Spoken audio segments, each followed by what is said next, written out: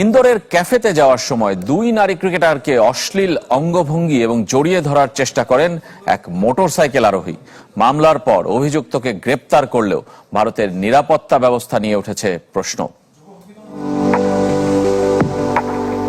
নারী বিশ্বকাপে দুরন্ত মাইটি অস্ট্রেলিয়া, মাঠের বাইরে তারাই কিনা মানসিকভাবে বিপর্যস্ত।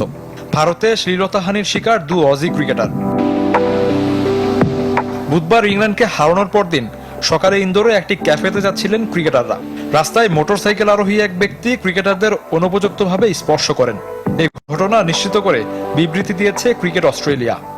ক্রিকেট অস্ট্রেলিয়া নিশ্চিত হয়েছে দলের দু নারী সদস্য ক্যাফেতে যাওয়ার সময় একজন মোটরসাইকেল চালক তাদের অযাচিতভাবে স্পর্শ করেন।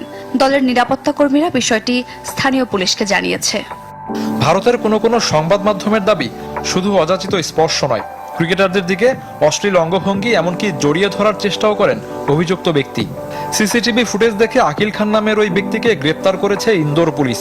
দু ক্রিকেটার দলের নিরাপত্তা কর্মী ড্যানি সিমন্সকে বিষয়টি জানানোর পর তার মামলার প্রেক্ষিতে এই ব্যবস্থা নেওয়া হয়। একই সঙ্গে আরও তদন্তের আশ্বাসও দিয়েছে পুলিশ।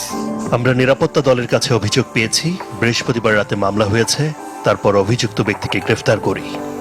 এ ধরনের অনাকাঙ্ক্ষিত ঘটনার জন্য দুঃখ প্রকাশ করেছে মধ্যপ্রদেশ ক্রিকেট অ্যাসোসিয়েশন।